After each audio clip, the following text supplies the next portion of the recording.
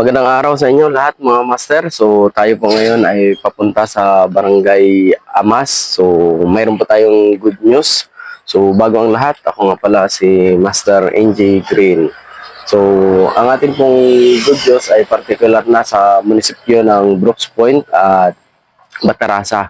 So ngayon mga master, pupunta tayo sa Barangay Amas Elementary School. So andito na po. Hawak ko po yung memorandum po ng sinasabi kong good news. Ano po ito? Ito po yung 120 days feeding program na ikakandak po ng ASA Philippines Foundation. So katuwang po dito yung Hapag-asa at saka collaboration po nila Hapag-asa at saka ASA Philippines Foundation para po sa feeding program na ito.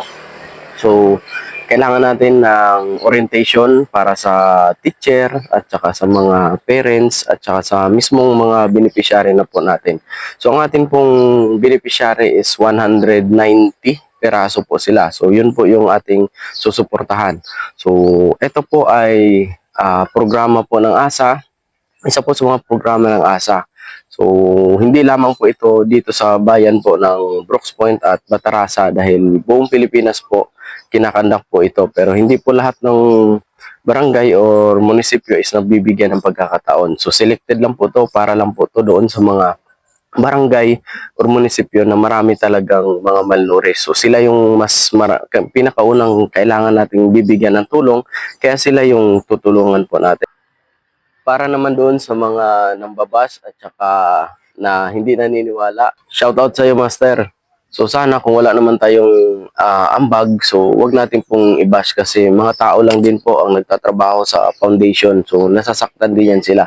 Sa halip na ganahan silang tumulong, hindi na lang. Bakit? Kasi nga nadi-discourage sila. Sa kabila ng tulong na ginagawa nila, yun pa rin yung sinasabi ninyo na kesyo hindi totoo, kesyo for the views lang. Alam niyo po master, marami pong mga barangay or munisipyo na naghahangad ng ganitong programa. So hindi lahat na pagbibigyan, pero sana dapat ang gagawin ninyo, isuportahan po ninyo, i-share ninyo yung video para kumalat siya at makita ng iba at ma-encourage din yung mga ibang foundation or organization na gumawa rin ng ganitong programa para at least sama-sama po natin na matulungan lahat.